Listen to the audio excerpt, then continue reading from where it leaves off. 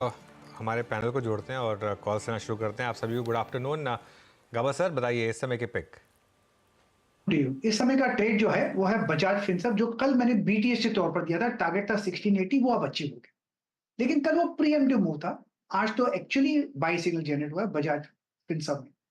अब ट्रेड करना चाहिए इसको। 1680 का है टारगेट, होगा 1700, और मेरे ख्याल से स्टॉप होगा बहुत ही टाइट, और वो होगा 1670 का।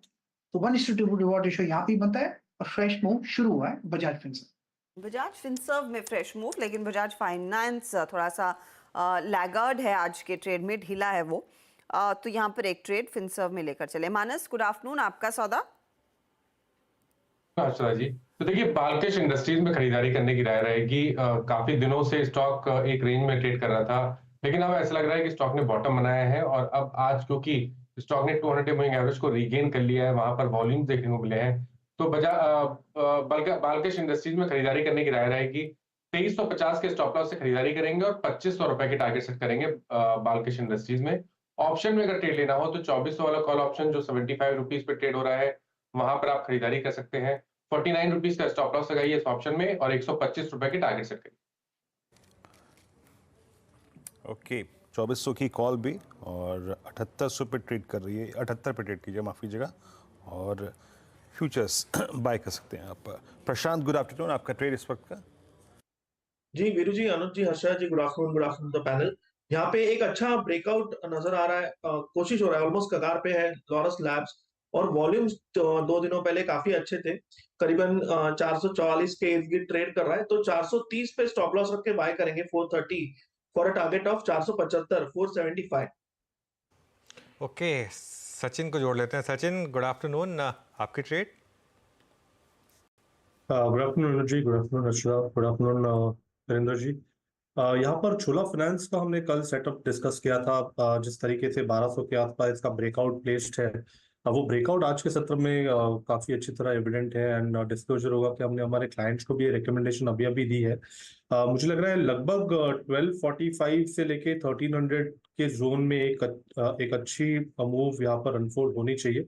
एक अच्छा क्लस्टर ब्रेकआउट है पिछले 3 दिनों का, तो स्टॉप लॉस आपको लगभग अराउंड 1200 के आसपास ही प्लेस करना है, एंड खरीदारी करनी है चोला फाइनेंस के फ्यूचर्स में।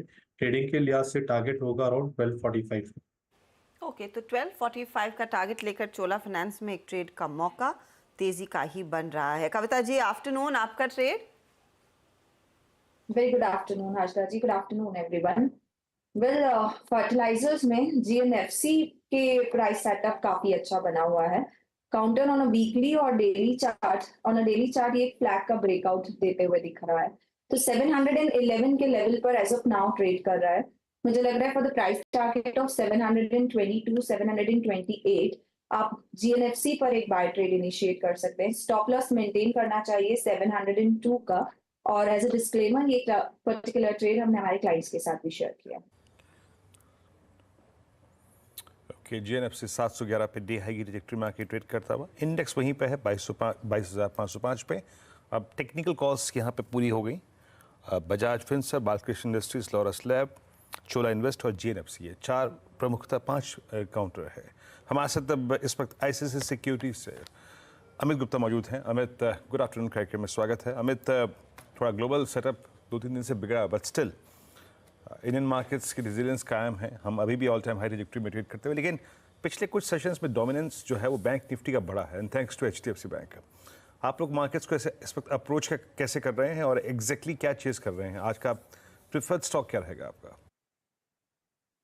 तो देखिए, हमने भी अपने फंड में अगर आप देखिए तो we have moved some positions into large caps में हमने थोड़ा पोर्शन बढ़ाया है, और उसके पीछे रीजन यही है कि वहां पर कुशन ज्यादा था। वॉलेटिलिटी आने वाले समय में थोड़ी और बढ़ सकती है, इलेक्शंस हैं, और मेरे ख्याल से काफी एक्सपेक्टेशंस ऑलरेडी बिल्डअप हैं, तो उससे वॉलेटिलिटी और बढ़ जाती है।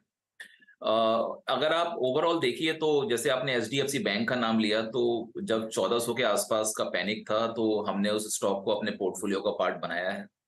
उसके पीछे रीजन ये भी है कि अगर आप एचडीएफसी बैंक में देखिए, सबसे बड़ा प्रॉब्लम था कि उसका जो लोन टू डिपॉजिट रेशियो है वो 110% के आसपास था, यानी कि जितना डिपॉजिट है उससे कहीं ज्यादा लोन दिया गया। मार्केट का वरी ये था कि आपके निम्स कंप्रेस हो जाएंगे, और इस वजह से स्टॉक नहीं चल रहा था। अभी अगर आपने देखा हो, जब ये रन अप आया उससे पहले मैनेजमेंट का कमेंट्री मार्केट में आया था और उन्होंने बहुत क्लियरली बोला था, मेरे ख्याल से उस कमेंट्री में काफी पॉजिटिविटी आप ले सकते हो। उसमें उन्होंने बोला था कि हम लोग अपने हाई कॉस्ट डिपॉजिट्स को कम करेंगे और थोड़ा सा लैंडिंग भी, जो लैंडिंग ग्रोथ है उसको सेक्रीफाइस कर सकते हैं, दैट इज फाइन। तो जब एनआईएम बॉटम बन रहा है स्टॉक का, तो स्टॉक भी बॉटम बन जाता है, दिस इज आवर थॉट। तो यहाँ से फिर वो जो ग्रोथ है वो धीरे धीरे जैसे जैसे आएगी, बट उस वजह से ही, जो कि valuation 2.3 times price to book हो गए थे, तो स्टॉक ने रिकवरी ली। ऐसे ही और भी लार्ज कैप्स हैं जहां हमारे लिहाज से जूस है, जिस वजह से ये मार्केट रेजिलियंट है। तो और अगर ऐसा नहीं है कि निफ्टी को बहुत तेजी से 23,000 24,000 जाना है, मेरे ख्याल से ये हैवी वेट मार्केट को यहाँ पर भी स्थिर रख सकते हैं, जिस वजह से काफी स्टॉक स्पेसिफिक मार्केट आपको आने वाले दिनों में देखने को मिलेगा।